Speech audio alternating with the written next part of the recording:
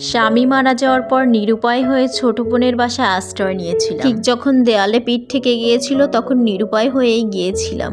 তার কারণ আমার স্বামীর একটা মাত্র ভাই একটা মাত্র বোন আছে। আমার স্বামী যখন পৃথিবীতে বেঁচে ছিল তখন আত্মীয় স্বজনের অভাব ছিল না। কত আত্মীয় স্বজনের কত ভালোবাসা ছিল তখন। আমরা দুজন একে অপরকে পছন্দ করে বিয়ে করেছিলাম। বিয়ের 1 বছর যেতে না যেতে আমার শাশুড়ি মা দুনিয়ার মায়া ত্যাগ করে চলে যান। তারপর আমার ভাসুর আলাদা বাড়িতে চলে যান এন্ড আমরা শ্বশুরের ভিটেতেই থাকি। হঠাৎ একদিন রোড অ্যাক্সিডেন্টে আমার স্বামীও চলে যায়। আমার 5 বছরের একটা মেয়ে সন্তান আছে।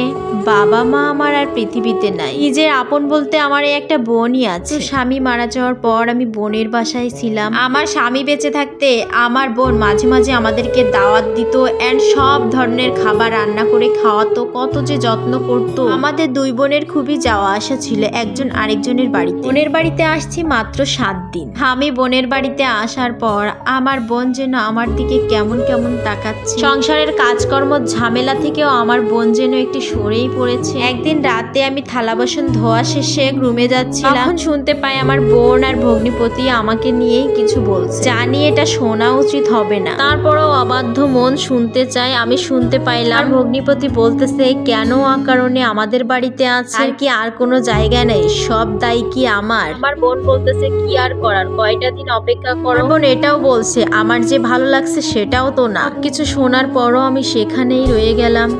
আমার বোন একটু ইতস্থ বোধ করতেছে, কারণ আমার বোন একেবারেই খুশি না আমি তার বাসাতে এসে তার কাপড় চোপড় পরতেছি, তার জিনিসপত্র ব্যবহার করতেছি। সবকিছু মিলিয়ে আমার বোন যেন আপসেট হয়ে থাকছে। একদিন আমি ওয়াশরুমে কাপড় পরিষ্কার করতেছি, আমার মেয়ে ফ্রিজ থেকে 1 টুকরো কেক নিয়ে খাচ্ছে। বাহিরে শুনি চিৎকার করতেছে, এত সাহস কি জন্য দিছে, আমার বিনা পারমিশনে যেন খাবারে হাত দিবি না। কেকটা আমার হাজবেন্ড এনে রাখছে, সে খাবে তার জন্য, না বলে কয়ে খাবারে হাত দিলে আমার অনেক বিরক্ত লাগে।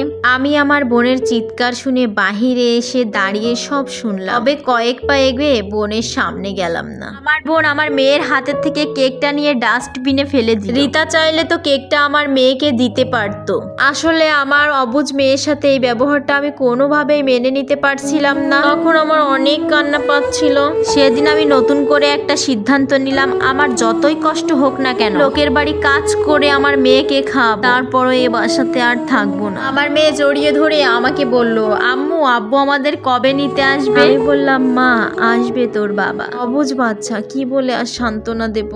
এই গল্পটি আমার একটা আপুর থেকে নেওয়া, তবে আপু তার নাম ঠিকানা বলতে নিষেধ করেছে এন্ড আপুটা ভিতরে ভিতরে অনেক কষ্ট পাচ্ছিল। দেন তার জন্য আপু আমাকে তার জীবনের গল্পটা শেয়ার করে দিল। সবাই আমার ওই আপুটার জন্য দোয়া করবেন।